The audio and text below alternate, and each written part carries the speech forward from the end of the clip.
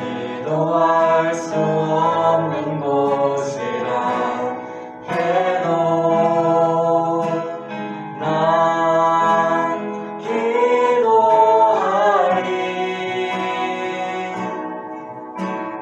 노래할 수 없는 곳이라 해도 난 노래하리.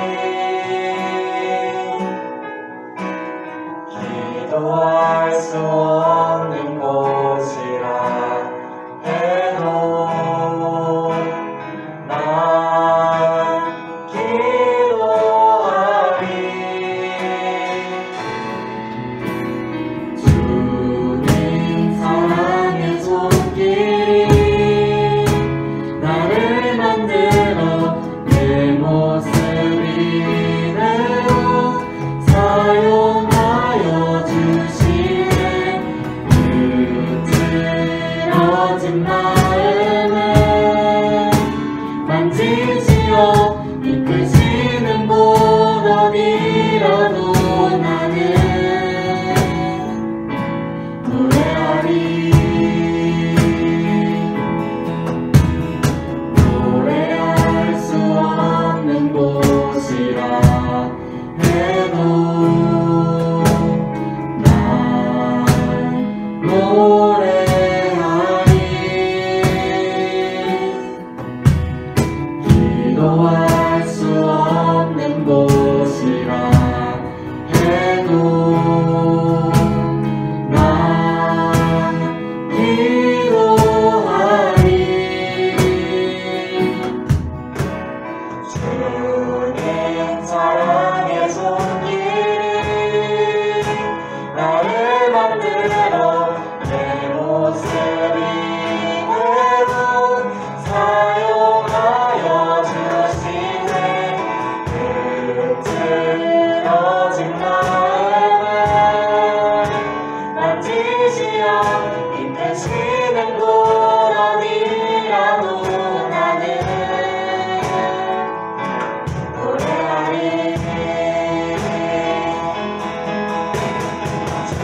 주님 사랑의 손길이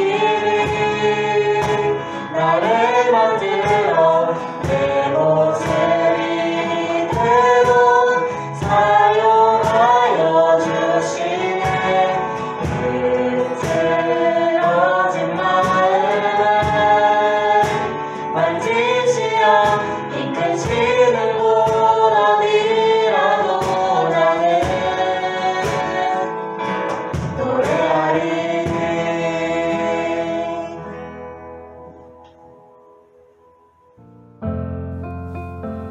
사랑하는 하나님 아버지, 감사를 드립니다.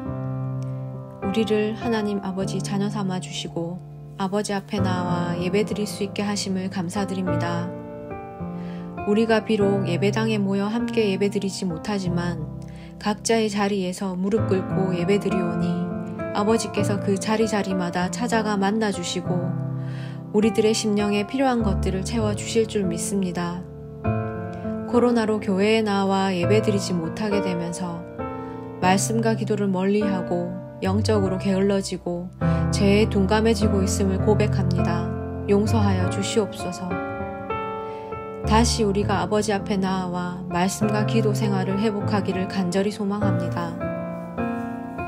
오늘 말씀을 전하실 목사님께도 함께 하셔서 선포되어지는 말씀이 우리 마음속에 깊이 들어와 힘이 되고 다음 한 주 세상에서 살아갈 때 흔들리지 않는 믿음으로 역사하기를 원합니다.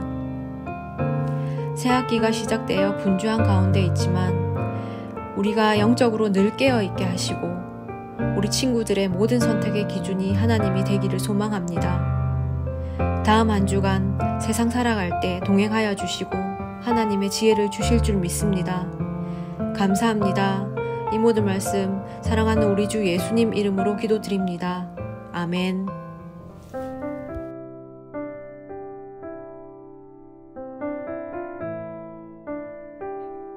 아담이 그의 아내 하와와 동침함에 하와가 임신하여 가인을 낳고 이르되 내가 여호와로 말미암아 득남하였다 하니라. 그가 또 가인의 아우 아벨을 낳았는데 아벨은 양치는 자였고 가인은 농사하는 자였더라. 세월이 지난 후에 가인은 땅의 소산으로 제물을 삼아 여호와께 드렸고 아벨은 자기도 양의 첫 새끼와 그 기름으로 드렸더니 여호와께서 아벨과 그의 제물은 받으셨으나 가인과 그의 제물은 받지 아니하신지라. 가인이 몹시 분하여 안색이 변하니 여호와께서 가인에게 이르시되 내가 분하여함은 어찌 됨이며 안색이 변함은 어찌 됨이냐. 내가 선을 행하면 어찌 낯을 들지 못하겠느냐. 선을 행하지 아니하면 죄가 문에 엎드려 있느니라. 죄가 너를 원하나 너는 죄를 다스릴지니라. 주일 예배에 나오신 여러분, 주님의 이름으로 환영하고 축복합니다. 여러분의 영혼이 잘된 같이 여러분이 범사에 잘되고 강건하기를 주님의 이름으로 축복합니다. 예배는 어떻게 드려야 하나요? 예배는 어떻게 드려야 하나요? 라는 제목으로 하나님의 말씀을 전하도록 하겠습니다. 우리가 누군가를 위해서 선물을 준비할 때 상대방이 무엇을 좋아할지 고민하면서 선물을 고릅니다. 받는 사람이 어떤 것을 좋아할지 생각하며 준비하는 것이 일반적이죠. 하지만 그렇지 않은 경우도 있습니다. 상대에 대한 배려가 없이 자신이 준비한 것만 강조하는 경우도 있지요. 하지만 선물이라는 것은 받는 사람을 배려하는 것이 우선이지 내가 준비한 것이 먼저가 아닙니다. 하나님께 드리는 것도 마찬가지입니다. 하나님이 원하시는 것을 드리는 것이 우선이지 내가 드리는 것이 먼저가 아닙니다. 피조물인 인간이 창조주이신 하나님께 나아갈 수 있다는 것은요, 은혜이자 특권이라고 할 수 있습니다. 그러므로 내가 무엇을 드렸느냐보다 더 중요한 것은 하나님의 말씀과 뜻을 따라 행하는 것입니다. 예배도 마찬가지죠. 내가 예배를 드리는 행위보다 더 중요한 것은 그 예배가 하나님의 말씀과 뜻을 따라 드려지는 것입니다. 하나님은 우리가 무엇을 드렸느냐보다 하나님의 말씀과 뜻에 순종하여 행하는 것을 중요하게 여기십니다. 오늘 말씀을 통해서 하나님을 예배할 때 어떻게 예배를 드려야 하는지 살펴보도록 하겠습니다. 오늘 말씀에는 가인과 아벨이 드린 예배에 관한 말씀이 나옵니다. 이 가인은 농사를 짓는 사람이었고요. 아벨은 양을 치는 목자였습니다. 그들은 각자의 수고를 통해서 얻은 것들을 하나님 앞에 드리며 예배를 드렸습니다. 가인은 농사를 짓는 사람이었기 때문에 땅의 소산을 하나님 앞에 예물로 드렸습니다. 반면에 아벨은 양과 기름으로 예물을 드렸죠. 그런데 두 사람이 드린 예배의 결과가 너무나 달랐습니다. 4절에서 5절 말씀을 보면요. 아벨은 자기도 양의 첫 새끼와 그 기름으로 드렸더니 여호와께서 아벨과 그의 제물은 받으셨으나 가인과 그의 제물은 받지 아니하신지라. 가인이 몹시 분하여 안색이 변하니 라고 말씀합니다. 아벨의 제물은 하나님께서 받으셨지만 가인의 것은 받지 않으셨다는 것입니다. 하나님이 왜 가인의 제물을 받지 않으셨는지에 대한 이유는 사실 성경에 나와 있지 않습니다. 그래서 신학자들 중에는 아벨처럼 동물을 죽여 드린 피의 제사가 아니라 이 곡식으로 제사를 드렸기 때문에 하나님께서 받지 않으셨다라고 주장하기도 했습니다. 그러나 하나님께서 무엇으로 어떻게 예배를 드려야 하는지에 관한 지침을 내려주신 때가 아니었기 때문에 이 제물의 종류가 달라서 그런 결과가 벌어졌다라고 단정지어 말하기는 어렵습니다. 하나님이 가인에게 말씀하시는 내용을 살펴보면 하나님께서 가인의 예배를 받지 않으신 이유를 발견할 수 있습니다. 6절에서 7절 말씀을 보면요. 여호와께서 가인에게 이르시되 내가 분하여 함은 어찌 됨이며 안색이 변함은 어찌 됨이냐. 내가 선을 행하면 어찌 낯을 들지 못하겠느냐. 선을 행하지 아니하면 죄가 문에 엎드려 있느니라. 죄가 너를 원하나 너는 죄를 다스릴지니라. 라고 말씀합니다. 하나님은 제물의 종류에 대해 말씀하신 것이 아니라 예배의 태도에 대해서 말씀하셨습니다. 만약 여러분이 하나님께 예배를 드렸는데 하나님이 여러분의 예배에 문제가 있다라고 지적을 하신다면 여러분은 어떻게 하시겠습니까? 하나님은 실수가 없으신 분이고 공의로우신 분이라는 사실을 우리가 알고 있다면 하나님의 지적에 화를 내거나 분을 품는다는 것은 사실 상상도 할 수 없는 일입니다. 그러나 가인은 하나님의 말씀을 받아들일 수 없었습니다. 왜냐하면 이 예배의 중심이 예배를 받으시는 하나님께 있었던 것이 아니라 예배를 드리는 자기 자신에게 있었기 때문입니다. 가인은 하나님 중심의 예배가 아니라 자기 중심의 예배를 드렸던 것이죠. 예배의 모양은 있었지만 하나님을 향한 온전한 마음은 없었던 것입니다. 우리가 공부할 때 보면 정말 열심히 공부하는데 성적이 잘 안 나오는 친구들이 있습니다. 이런 사람들의 가장 큰 특징은요, 바로 선생님들의 이야기를 잘 안 듣고 자기 생각과 자기 열심을 가지고 공부를 한다는 겁니다. 이 선생님이 뭐가 중요한지 말하는 것은 듣지도 않고 자기 생각을 가지고 자기 열심으로만 밀고 나가는 것이죠. 하나님을 섬기는 것도 마찬가지라고 할 수 있습니다. 하나님이 뭘 원하시는지에 관심이 없고 자신이 드린 것으로만 만족하는 예배, 하나님의 말씀과 뜻은 뒤로 하고 자기 생각으로만 드리는 예배는요, 하나님을 기쁘시게 하는 예배가 될 수 없습니다. 가인이 드렸던 예배가 바로 그런 예배였던 것이죠. 누가복음 10장에 보면 마르다와 마리아의 이야기가 나옵니다. 예수님께서 마리아와 마르다가 살고 있는 집에 머무셨습니다. 귀한 손님이 찾아왔으니 이 손님 대접을 하기 위해 언니 마르다가 분주하게 움직였습니다. 그런데 동생 마리아는 언니를 도와줄 생각은 하지 않고 예수님의 발 앞에 앉아 예수님께서 하시는 말씀을 듣고 있었습니다. 사실 이렇게 바쁘고 분주할 때는 한 사람이라도 더 거들어야 하는데 자기 일이 아닌 것처럼 앉아서 있는 마리아를 보고 언니 마리다가 화가 났습니다. 누가복음 10장 40절 말씀을 보면요, 마르다는 준비하는 일이 많아 마음이 분주한지라 예수께 나아가 이르되 주여 내 동생이 나 혼자 일하게 두는 것을 생각하지 아니하시나이까 그를 명하사 나를 도와주라 하소서라고 말씀합니다. 제가 예수님과 제자분들의 식사를 준비하느라 바쁘고 분주하게 일하는데 제 동생에게 얘기해서 저를 좀 도와주라고 이야기를 좀 해주세요 라고 말을 한 것이죠. 마르다의 입장에서 보면 사실 충분히 할 수 있는 이야기였습니다. 하지만 예수님은 마르다가 기대한 것과는 다른 대답을 하셨습니다. 누가복음 10장 42절 말씀을 보면요, 몇 가지만 하든지 혹은 한 가지만이라도 족하니라 마리아는 이 좋은 편을 택하였으니 빼앗기지 아니하리라 라고 말씀합니다. 마르다가 음식을 준비한 것은 사실 잘못이 아니었습니다. 마르다는 예수님을 기쁘게 해드리겠다라는 생각으로 여러 음식을 만드느라 분주했지요.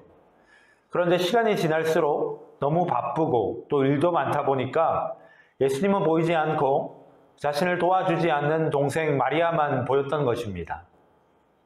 이 분주함 때문에 마르다는 처음 예수님을 향해 가졌던 마음을 잃어버리고 말았던 것이죠. 예수님이 아니라 다른 것에 집중하다가 예수님을 놓치고 말았던 것입니다. 그러다 보니까 예수님을 위해 음식을 준비하던 기쁨은 사라지고 바쁜데도 남의 일인 것처럼 예수님의 말씀을 듣고 있던 마리아를 보면서 화가 났던 것이죠. 하나님을 기쁘시게 해드리겠다라고 시작한 일인데 정작 하나님은 없고 사람의 열심만 남는 일이 얼마나 많은지 모릅니다. 예배도 마찬가지일 수 있습니다. 하나님께 영광을 돌리겠다라며 드리는 예배, 주신 은혜에 감사해서 드리는 예배에 하나님은 없고 사람의 만족만 있다면 사실 그 예배는 분명 잘못된 예배입니다. 하나님은 우리가 어떻게 예배를 드려야 하는지에 대해서 말씀해 주셨습니다. 첫 번째로 하나님은 영과 진리로 예배하기를 원하십니다. 요한복음 4장 24절 말씀을 보면요. 하나님은 영이시니 예배하는 자가 영과 진리로 예배할지니라 라고 말씀합니다. 예수님께서 사마리아를 지나가시는 중에 이 우물가에서 한 여인과 이야기를 나누셨습니다. 이 여인은 예수님이 특별한 분이라는 것을 알고는 이 평소에 궁금해하던 질문을 예수님께 던졌습니다. 여인은 예루살렘에서 예배를 드리는 것이 옳은지 아니면 사마리아에서 예배를 드리는 것이 옳은지 예수님께 물었습니다.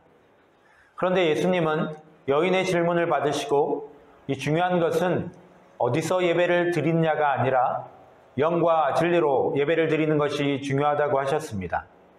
이 중요한 것은 장소가 아니라 어떻게 예배를 드리느냐에 있다는 것입니다.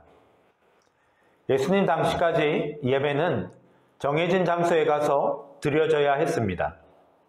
또한 꼭 제물이 있어야 했죠. 하지만 예수님이 십자가에 자신을 제물로 드림으로 더 이상 제물이 필요하지 않게 되었습니다. 예배드리는 자에게 필요한 것은 하나님께서 우리의 죄를 씻기 위해 새로운 제사를 준비하셨고 그것이 참되고 의로운 유일한 제사라는 사실을 믿음으로 드리는 예배가 영과 진리로 드리는 예배입니다. 즉 영과 진리는 마음의 중심이 하나님을 향하여 드리는 예배를 말하는 것입니다. 하나님은 영이십니다. 인간이 하나님과 교통할 수 있는 방법은 영으로 예배하는 것이죠. 그런 의미에서 본다면 영과 진리로 예배한다는 것은 단순히 마음을 다해 정성스럽게 드리는 예배 이상의 의미를 갖고 있습니다. 영은 생명을 주죠. 진리는 예수님을 말씀합니다. 그러므로 영과 진리로 예배한다는 것은요, 예수 그리스도를 통해서 하나님의 마음에 합한 예배를 드리는 것입니다. 하나님은 겉모습과 형식만 보시는 분이 아닙니다. 하나님은 형식 안에 있는 우리의 마음을 보실 수 있는 영이십니다. 그러므로 성령의 능력을 의지하여서 마음을 다해 드리는 예배가 하나님께서 받으시는 참된 예배인 것이죠. 두 번째로 하나님은 자신을 산 제물로 드리는 예배를 원하십니다. 로마서 12장 1절 말씀을 보면요. 그러므로 형제들아 내가 하나님의 자비하심으로 너희를 권하노니 너희 몸을 하나님이 기뻐하시는 거룩한 산 제물로 드리라. 이는 너희가 드릴 영적 예배니라. 라고 말씀합니다. 하나님의 은혜로 구원을 받은 성도는 자신의 몸을 거룩한 산 제물로 하나님께 드려야 합니다. 이 구약 시대에는 짐승을 제물로 드렸지만 이제 하나님은 우리가 삶을 통해 영광 돌리기를 원하십니다. 하나님은 우리의 삶 전부를 바치라고 하십니다. 단순한 종교적 행위가 아니라 삶 전체가 하나님께 드려져야 한다는 것이죠. 그러기 위해서는 세상의 뜻을 쫓아 사는 것이 아니라 하나님의 뜻을 따라 사는 것이 중요합니다. 그래서 이 사도 바울은 로마서 12장 2절에서 너희는 이 세대를 본받지 말고 오직 마음을 새롭게 함으로 변화를 받아 하나님의 선하시고 기뻐하시고 온전하신 뜻이 무엇인지 분별하도록 하라 라고 말씀합니다. 하나님의 뜻이 무엇인지 분별할 줄 알아야 참된 예배를 드릴 수가 있다는 것입니다. 하나님의 마음에 합한 예배, 하나님이 원하시는 예배를 드릴 수 있다는 것이죠. 이 구별된 삶으로 하나님께 예배 드리는 것을 영적 예배라고 합니다. 마음의 중심을 하나님께 두고 살면 우리의 삶 자체가 하나님을 경배하는 생활이 되고 하나님을 찬양하는 예배가 되는 것입니다. 매일 자신의 삶을 하나님께 드리는 거룩한 예배라는 믿음으로 살게 되면 그 삶은 버릴 것이 없는 아름다운 인생이 되는 것이죠. 죄로 인해 죽을 수밖에 없는 사람이 하나님 앞에 나아가 예배할 수 있다는 것은요, 하나님이 우리에게 주신 최고의 특권이자 특별한 은혜라고 할 수 있습니다. 이 죄 많은 인간과 함께 할 수 없는 하나님이 예배를 통해 우리가 주님 앞에 나아갈 수 있도록 용납해 주시고 또 우리와 함께 하시겠다라고 약속해 주셨습니다. 그 하나님 앞에 하나님이 원하시는 합당한 예배를 올려드리는 것은 우리가 당연히 해야 할 일입니다. 하나님은 모양만 있는 예배가 아니라 마음으로 드리는 예배를 원하십니다. 영이신 하나님과 소통하며 하나님의 뜻을 마음에 품고 세상 속에서 구별된 하나님의 자녀로 살아가기를 원하시죠. 삶 자체가 하나님께 드려지는 거룩한 예배가 되기를 원하십니다.